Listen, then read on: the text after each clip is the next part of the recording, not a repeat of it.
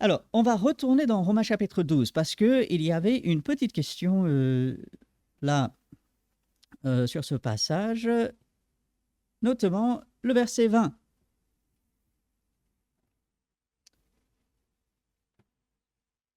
Ce verset qui nous dit: Mais si ton ennemi a faim, donne-lui à manger. S'il a soif, donne-lui à boire, car en agissant ainsi, tu amasseras des charbons ardents sur sa tête. Qu'est-ce que ça veut dire? C'est la question qui a été posée. Mais on comprend. S'il a faim, donne-lui à manger. Ça, pas de souci. S'il a soif, donne-lui à boire. C'est normal. Même si on n'était pas enfant de Dieu, voilà, les sentiments humains feraient que quelqu'un qui est dans le besoin, on va chercher à faire quelque chose. Donc, encore plus en tant qu'enfant de Dieu, on va aider ceux qui sont dans la misère. Mais c'est la fin du verset: en agissant ainsi, tu amasseras des charbons ardents sur sa tête. Ça ne vous intrigue pas? Oui, mais, oui, mais qu'est-ce que ça veut dire? On chauffe la tête, on est en colère, et hop, ça fait que détendre la personne. Oui, mais on les amasse, en faisant ça, on les amasse sur sa tête. Ah bah, Donc, tu prends des gants, tu vas mollo. non, non, mais justement, on n'est pas en train de les enlever, on est en train de les mettre. Ah bon? Bah, tu amasseras, donc tu en mets plus. C'est déposé. Ça, c'est ramasser. Ramasser. Amasser, c'est. Bah, je vais. C'est bien, c'est bien. Donc, on amasse. Donc, en fait, on en met plus. On en met de plus en plus. Oui, c'est ça. Les charbons ardents, c'est comme une buisson ardent, c'est en flamme. Oui, c'est ça. Ce sont des braises. Aïe, aïe, aïe, aïe, aïe. Bah, c'est sûr. Bah, heureusement, le micro ne capte pas ce qui est dit dans la salle parce que je serais obligé de couper la vidéo. Bon. Donc, effectivement, c'est cette idée des braises, des charbons donc ardents qui brûlent encore, de les amasser, c'est d'en mettre en plus sur sa tête. Mais qu'est-ce que ça veut dire? Parce qu'on pourrait dire, bah, ça, bah, c'est pas du bien, quoi. On lui fait souffrir. Le cœur froid, et donc ça pourrait réchauffer le cœur, mais là c'est sur la tête. Oui, c'est ça, c'est ça. Alors, d'accord, mais pourquoi vouloir lui... Parce on est appelé à le faire. Justement, on est appelé à lui donner à manger, à lui donner à boire, pour provoquer, oui, pour provoquer ce qui semble comme une mauvaise chose. Alors,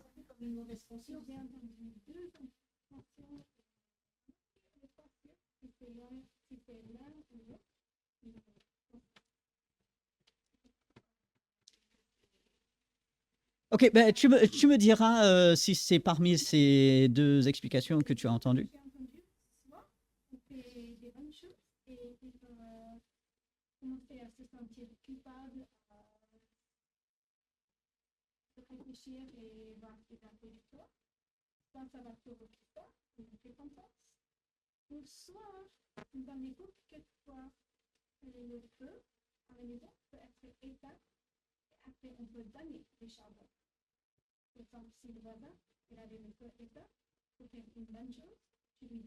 Hmm.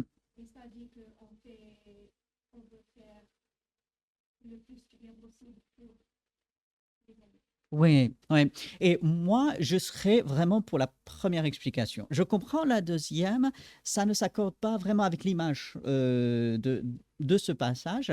Euh, Ça pourrait être le cas, mais moi, je serais beaucoup plus pour cette première explication qu'on va élaborer un peu. Oui.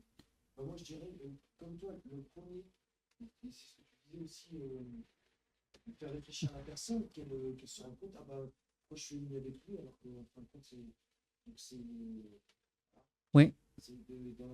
dans la conscience. Tu as dit quoi, tout à l'heure? Oui, mauvaise conscience. Ouais, voilà, ça. Ouais. Et en fait, lorsque on voit le début du verset, et ça, il ne faut vraiment pas le rater, si ton ennemi a faim, donne-lui à manger. Et on pourrait même le répéter, si ton ennemi a faim, donne-lui à boire. En faisant comme cela, tu amasses ces charbons ardents sur sa tête. Et avec quoi est-ce qu'on... À quoi sert notre tête? Ben, à réfléchir. Où est, on va dire, la conscience? Ben, c'est dans notre esprit, dans notre cerveau. Et donc, la personne réfléchit, ah, moi, je suis son ennemi et pourtant, il me fait du bien. Il me donne les choses nécessaires à la vie. Alors, voilà, sa conscience le travaille. Alors, une petite difficulté avec cela, c'est que le langage biblique est souvent que la conscience, l'âme et tout, on parle du cœur. D'accord? Nous, souvent, on va parler de la tête. Donc, la conscience, tout ce qui est réflexion et tout ça, on va parler de la tête. La Bible, presque toujours, parlera du cœur. Donc, ce serait presque anormal que Paul, il emploie ce langage de la tête pour la conscience et tout ça. En même temps, ben justement, en même temps, Paul, ici, est en train de citer le livre des Proverbes. Proverbes chapitre 25, alors on va aller regarder cela. Proverbes chapitre 25, les versets 21 et 22.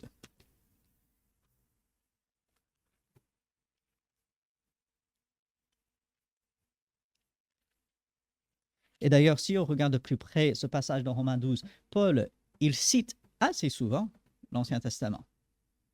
Parfois, il le dit clairement, ne vous vengez point vous-même, bien-aimés, mais laissez agir la colère, car il est écrit. Écrit où? Dans l'Ancien Testament. Hein. Et puis, il y a d'autres versets où il ne dit pas explicitement, je cite les écrits, mais on peut retrouver effectivement ces différentes citations. Et Proverbe chapitre 25, versets 21 et 22, si ton ennemi a faim, donne-lui du pain à manger. S'il a soif, donne-lui de l'eau à boire, car ce sont des charbons ardents que tu amasses sur sa tête. Donc là, c'est de le faire réfléchir et tout. Et là, fin de verset 22, l'Éternel te récompensera. Parce que quand on donne aux autres, ça nous coûte. Ce qu'on donne aux autres, on ne l'a plus. Et donc là, Dieu récompensera, Dieu fera du bien parce que nous, on aura fait du bien. Donc, certaines personnes, en voyant ces versets, en voyant les charbons ardents sur la tête, puisque, en fait, les charbons ardents, dans l'absolu, ça fait du mal et tout, ils n'ont pas vu ces versets en bien, mais que c'est presque comme une vengeance contre l'autre personne. Et ils passent complètement à côté du sens des versets.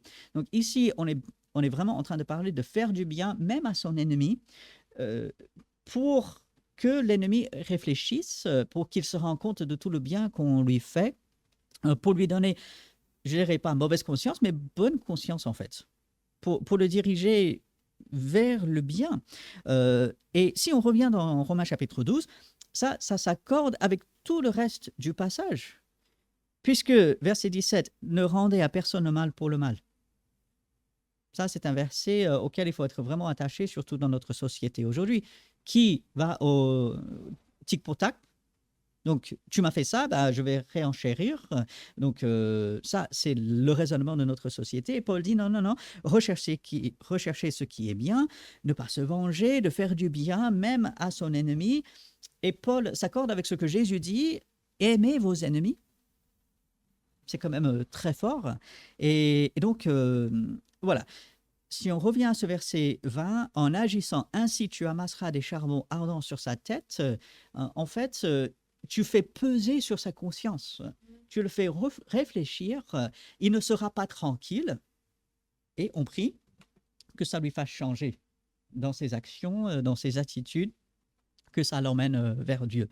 Donc, voilà. Ça, on peut avoir plusieurs explications de ces versets. C'est l'explication que moi je trouve s'aligne avec tous les éléments. Donc l'idée centrale, c'est on fait du bien à l'autre et ça doit le faire réfléchir. Donc c'est assez compréhensible. Des questions, des remarques là-dessus?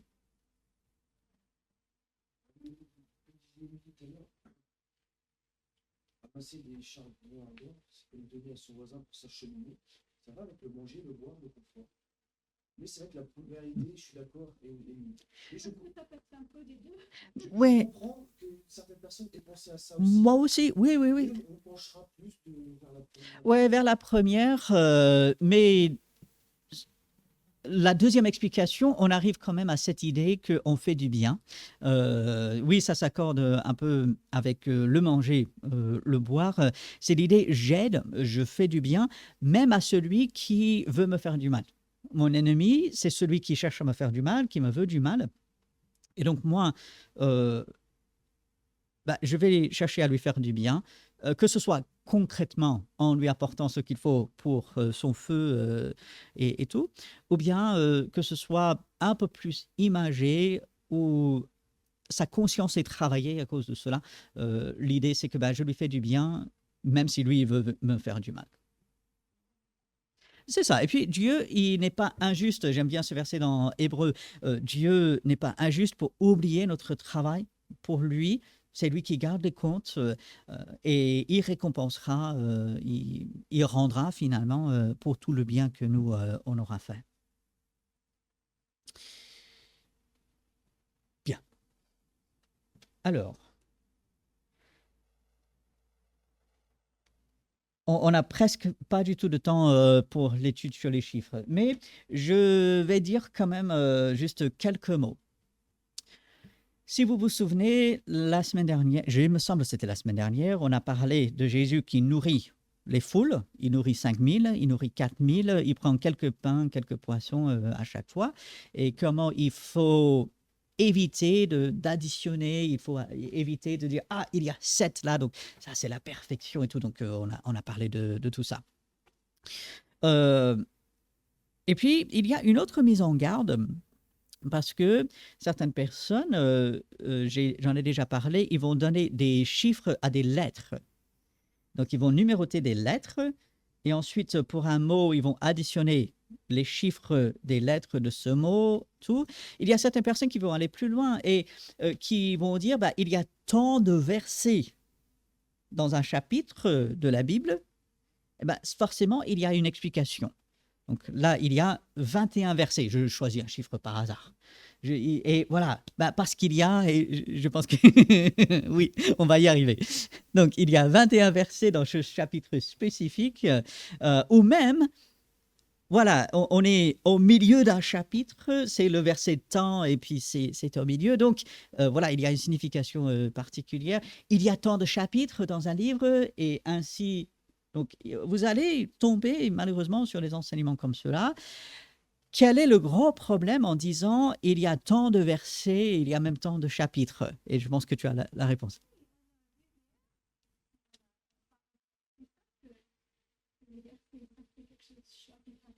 Exact. Tout à fait. Donc, les versets, les chapitres sont arrivés après, bien après. Et c'était notamment un Français qui a fait un des principaux travaux là-dessus. Donc, un Français qui s'appelait Robert, donc dans les années 1500. Et les versets n'étaient pas là au départ. Et donc, de dire, ah, il y a tant de versets. Donc, voilà, il y a 21 versets, ou, allez, pour tel ou tel chapitre, il y a 35. Je suis en train de choisir des chiffres au hasard. Hein. Même là, il y a 21 versets dans Romains 12. Il y en a 14 au chapitre 13. Allez, on va additionner. On se dit, mais à quoi bon? Puisque les versets, Paul ne les avait pas écrits. Il écrivait en paragraphes. Il écrivait tout ensemble. C'est nous, par la suite, pour aider à mieux chercher, à pouvoir dire « Ah, on va parler de tel ou tel endroit, tel ou tel paragraphe ». C'est pour rendre finalement notre vie plus facile qu'on a mis les chapitres, qu'on a mis les versets. Et donc, ceux qui disent « Oui, les chiffres sont tellement importants, il faut s'attacher à ça, regarder ce qu'on peut apprendre à travers le chiffrage des mots, à travers le chiffrage des chapitres et tout ça », moi, je suis d'accord, on peut apprendre beaucoup de choses par ça. Mais ce ne sont pas des choses de Dieu. Okay? Donc, si on va chiffrer tout, oui, on va apprendre des choses. On sera étonné, mais ce ne seront pas des choses de Dieu et ce ne sont pas des choses qu'il faut suivre. Donc, comme j'ai dit, vous risquez de tomber sur ce genre d'enseignement. Si vous entendez ces choses, ça peut impressionner dans un premier temps. Ah oui, c'est vrai. Ah il y a ce chiffre-là et il y a ça là. Ah oui, ça pointe et ça dirige vers ça et ça. Non. Non, non, non. Même si il pourrait avoir une part de vérité, c'est pas comme ça que Dieu va révéler. Dieu n'est pas un Dieu obscur. Dieu n'est pas un Dieu qui se cache derrière ces choses assez superstitieuses. Et donc, il faut faire attention là-dessus. Je voulais juste dire quelques mots là-dessus pour nous mettre en garde. On a déjà vu que les chiffres sont bien. De manière légitime, par moment, la Bible nous montre les chiffres ont leur importance, mais il ne faut pas aller trop loin. Il faut toujours comparer avec ce que dit le reste de la Bible. Donc, voilà. Alors, avec cela, pour avoir bien le temps de nous préparer pour le culte, en fait, on va s'arrêter là. Et on fera peut-être juste la semaine prochaine un dernier dimanche dans les chiffres. Et ensuite, on passera pour le mois d'août sur autre chose pour terminer l'été.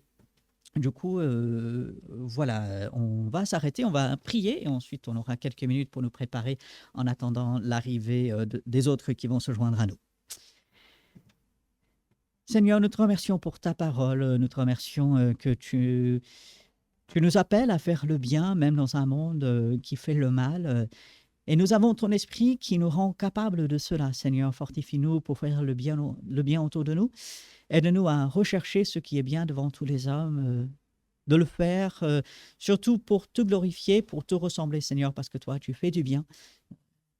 Cette grâce imméritée finalement que tu donnes. Et Seigneur, que tu nous aides dans cela, que tu nous aides à toujours mieux comprendre ta parole et rester dans la vérité de ce que toi, tu as révélé clairement et de manière compréhensible. Garde-nous des erreurs, Seigneur, garde-nous dans ta vérité.